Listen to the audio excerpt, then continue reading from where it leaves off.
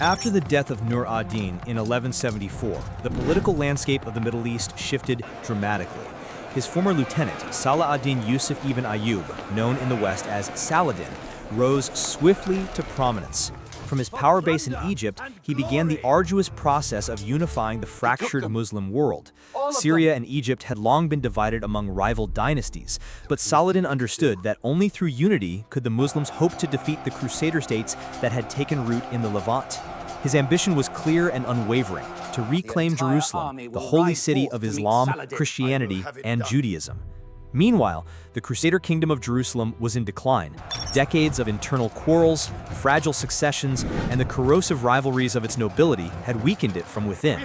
A militant faction, led by the fiery and reckless Reynald de Châtillon, pushed for aggressive action against Muslim neighbors. Reynald's provocations were infamous. He attacked caravans, plundered pilgrims, and even threatened Mecca itself. To Saladin, these outrages were intolerable. They provided the perfect justification to launch his long-anticipated jihad. He swore an oath: Reynald would die by his hand and Jerusalem would be liberated. Saladin gathered an army greater than any seen in the Levant since the arrival of the Crusaders. His call to jihad resonated across the Muslim world, drawing soldiers from Egypt, Syria, Mesopotamia, and beyond. Facing this threat, King Guy of Jerusalem, pressured by Reynald and the militant faction, made a disastrous decision. Instead of waiting defensively, he assembled nearly the entire fighting force of the kingdom and marched to meet Saladin head-on. This choice proved fatal. Guy led his army away from reliable water sources into the arid summer heat, attempting to relieve the fortress of Tiberias, which Saladin had besieged. Saladin anticipated the move. He refrained from a direct clash, instead unleashing his nimble light cavalry. They harassed the Crusaders constantly, showering them with arrows, blocking access to water, and cutting off foraging parties. The Christian army, burdened by heavy armor and oppressive heat, staggered under exhaustion and thirst. On July 4, 1187, at a rocky plateau known as the Horns of Hattin, Saladin closed the trap. His men set fire to dry grass, letting smoke and flames blow into the Crusaders' ranks. Surrounded, choking, and desperate, the Crusaders faltered. The true cross, the most sacred relic of Christendom and the spiritual heart of the Crusader army, was captured. Morale collapsed. The Crusader cavalry launched futile charges only to be let through and cut off, annihilated piecemeal. By day's end, the once proud army of Jerusalem lay in ruins. King Guy was captured, along with Reynald. In Saladin's tent, Guy was given water to drink, a gesture of mercy. When he attempted to pass it to Reynald, Saladin intervened. Hospitality was not for oath breakers. Fulfilling his vow, Saladin struck down Reynald with his own hand. The Battle of Hattin was a catastrophe. The Crusader army had been destroyed. Jerusalem lay almost defenseless. In the aftermath, Saladin's forces swept across the kingdom, capturing city after city. By October, only the holy city itself remained. Inside Jerusalem, Balian of Ibelin took charge of its defense. With only a handful of knights left, he knighted common citizens to create leaders for the defense. Yet the situation was hopeless. Saladin's army encircled the city and launched relentless assaults. Realizing resistance would only bring slaughter, Balian sought negotiation. He threatened to destroy the city and its holy places, including the Dome of the Rock and Al-Aqsa Mosque, if no honorable surrender was granted. Saladin, unwilling to see the holy city defiled, agreed. Citizens could ransom their freedom, the poor were released without payment, and all were escorted safely to Christian territory. The fall of Jerusalem in 1187 shocked the Christian world. The memory of the city's bloody capture by the First Crusaders in 1099, when its streets had run with blood, made Saladin's mercy even more striking. Yet for Europe, the loss of Christendom's holiest city was intolerable. Pope Gregory VIII issued the papal bull Audita Tremendi, calling for a new crusade.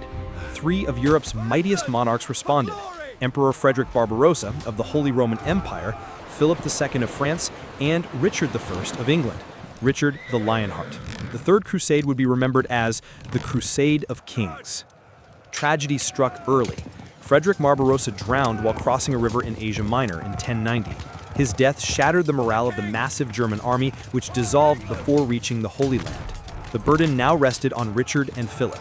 They chose the sea route, braving storms and hostile coasts. Richard's voyage was perilous.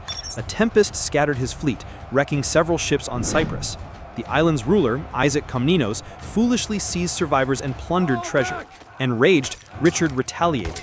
In a swift, brutal campaign, he conquered Cyprus. This conquest, though unplanned, was of immense importance. Cyprus became a permanent Crusader stronghold and a logistical hub for future campaigns. Meanwhile, in the Holy Land, the Crusaders had besieged Acre since 1189, yet they were themselves besieged by Saladin's forces outside their camp.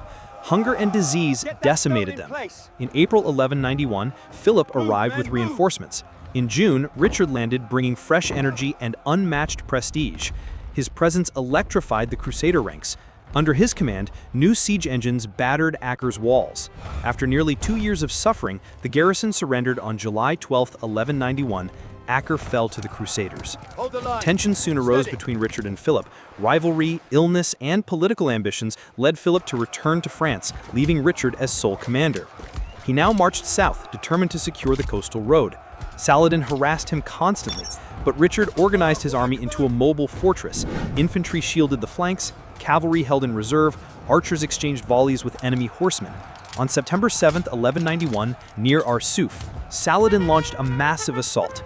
His horse archers pressed the Crusader rear, and the Hospitallers, under crushing pressure, broke formation to counterattack. Instead of chaos, Richard seized the moment. He unleashed a full-scale cavalry charge. The armored knights thundered forward, scattering Saladin's forces. The Battle of Arsuf was a decisive Crusader victory, restoring morale and securing the coastal strip. Richard's brilliance as a commander shone unmistakably. Despite his success, Jerusalem remained elusive. Twice Richard advanced within sight of the city, but each time he halted. Advisors warned him that a winter siege with overstretched supply lines risked disaster. Richard knew that even if he captured the city, he lacked the manpower to hold it. His decision to withdraw was bitter, but strategically sound. Saladin, spared a desperate defense, recognized his rival's prudence. With neither side able to deliver a final blow, diplomacy prevailed. In September 1192, the Treaty of Jaffa was signed. Jerusalem remained in Muslim hands, but unarmed Christian pilgrims were guaranteed free access to the holy sites. The Crusader states, though reduced to a coastal enclave, were preserved for another century. The Third Crusade had ended in stalemate. Saladin achieved his dream of holding Jerusalem, while Richard earned renown as a warrior king. Both gained honor, though neither fully triumphed.